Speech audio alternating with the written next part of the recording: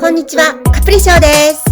今回はですね、こんな感じのリングを作っていきたいと思います。こちらはですね、7.5 センチ角の折り紙を全部で8枚使った作品です。